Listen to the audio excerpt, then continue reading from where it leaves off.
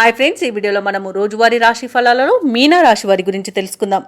అంతకన్నా ముందు చిన్న రిక్వెస్ట్ ఫ్రెండ్స్, ఈ వీడియో మొదటగా చూస్తున్నట్లయితే లైక్ చేయండి, షేర్ చేయండి, అలాగే సబ్స్క్రైబ్ చేయడం అసలు మర్చిపోవద్దు. మీ యొక్క సపోర్ట్ నాకెంతో అవసరం. ఇక ఈరోజు మీనారాశి వారికి గృహంన కొన్ని సంఘటనలు ఆశ్చర్యాన్ని కలిగిస్తాయి.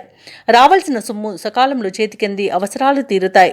వ్యాపారస్తులు ఎవరైతే ఉన్నారో వారి యొక్క నూతన వ్యాపార ప్రారంభానికి ఉన్న అవరోధాలను అధిగమించి ముందుకు సాగుతారు.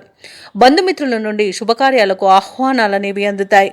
వృత్తి ఉద్యోగాలలో ఎవరైతే ఉన్నారో వారు ఉద్యోగపరంగా సానుకూలమైన ఫలితాలను పొందుతారు, శుభవార్తలను అందుకుంటారు.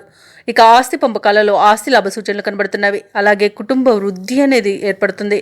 ఇక నిరుద్యోగులు ఎవరైతే ఉద్యోగ ప్రయత్నాలు చేస్తున్నారో వారికి ఉద్యోగ ప్రాప్తి అనేది కనబడుతుంది. వ్యవసాయదారులకు పంట లాభం అనేది కనబడుతుంది. అలాగే ఆకస్మిక ధన ప్రాప్తి అనేది కలుగుతుంది. ఈ రోజు మీనరాశి వారు ఇచ్చిన డబ్బును తిరిగి పొందుతారు. ఇక సత్సంతాన ప్రాప్తి అనేది కనబడుతుంది. వివాహ ప్రయత్నం చేస్తున్న వారికి వివాహం నిశ్చయమే శుభతరుణంగా చెప్పవచ్చు. అలాగే విదేశాలలో విద్యాపరంగా, వృత్తిపరంగా, వ్యాపారపరంగా ఎవరైతే నివసిస్తున్నారో వారికి మంచి శుభయోగాలు అనేవి కలుగుతాయి.